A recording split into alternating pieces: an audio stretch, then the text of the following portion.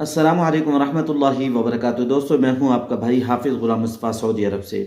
दोस्तों, जैसा कि आप लोग जानते हैं, पाकिस्तानी एयरपोर्ट पर ऑफलोड का मसला तेज़ी से चल रहा है। ये मसला क्यों दरपेश है, इसके बारे में थोड़ी सी आप लोगों को वजाहत बताता चला जाऊं। दोस्तों, मैं अभी कुछ दिन पहले कराची एयरपोर्ट से आया। मैं जिस लाइन में लगा हुआ था, पहली बात उस लाइन में मुझे 5 घंटे लगे। हमारा निज़ाम देखो दोस्तों, इतना सुस्त। 5 घंटे में अपनी टांगों पे खड़ा रहा, बड़ी मुश्किल से बोर्डिंग कार्ड मिला। मेरे आगे एक ऐसा शख्स था जो मालदार घराने से था। मैंने उससे थोड़ी सी हेलो वेलो की, थोड़ी सी बात की। उससे मैंने पूछा, भाई तुम कैसे, कहाँ जा रहे हो? वो कहने लगा, उम्रे पे जा रहा हूँ। उसको भी दोस्तों ऑफलोड कर दिया गया था। दोस्तों, एयरपोर्ट से ऐसे लोगों को ऑफलोड किया जा रहा है जो मालदार घराने से हैं, जिनका यानी यहाँ आके डंकी से कोई ताल्लुक नहीं है, भीख मांगने से कोई ताल्लुक नहीं है।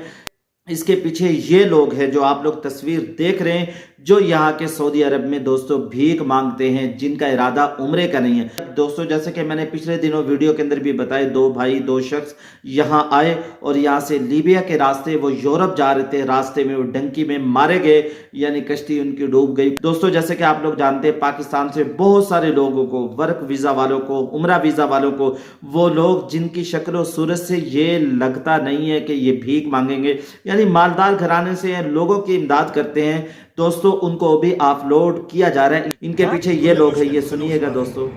फुलूस माफी। هو مدينة हाँ, फुलूस माफी। इंत पाकिस्तानी।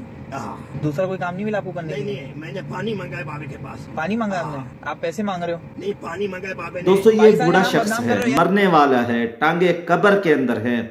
और इस तरीके से यहाँ खवातीन भी, बच्चे भी, छोटे भी। दोस्तों, पिछले दिनों में हमने उम्रा किया, एक ऐसी खवातीन हमारे पास हाथ फैलाती हुई, हाथ करती हुई आई, जिसकी शक्ल और सूरत से, जिसके लिबास से ही लगता था पीछे अच्छे खानदान से है, लेकिन क्या है, रियाल का चस्का, पैसे का लालच, अल्लाह के घर में मताफ में खड़े होके सफा मरवा की सही के दौरान भी भीख मांग रहे होते हैं। आप लोगों से एक बात अर्ज करूंगा, पहले नंबर पे जो लोग वीडियो देख रहे हैं, जिनका इरादा है यहाँ आके स्लिप होने का, प्लीज वो उम्रे पे ना आए, पहले अपना इरादा बदलें, फिर उम्रे पे आएं। और दूसरे नंबर पे जो सऊदी अरब में रहते हैं, वो अपने किसी रिश्तेदार को इस बेस पे ना बुलाएं कि वो उम्रे पे आए और यहाँ के छुप जाए और यहाँ के काम करता रहे, 2-3 साल ऐसे गुजार ले।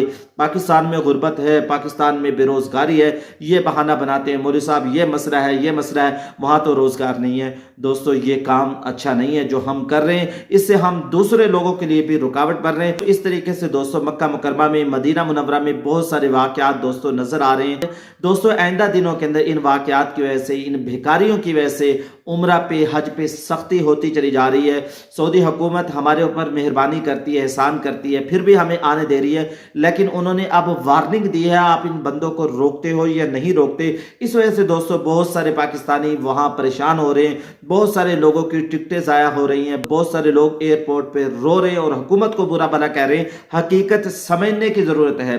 हकीकत क्या है?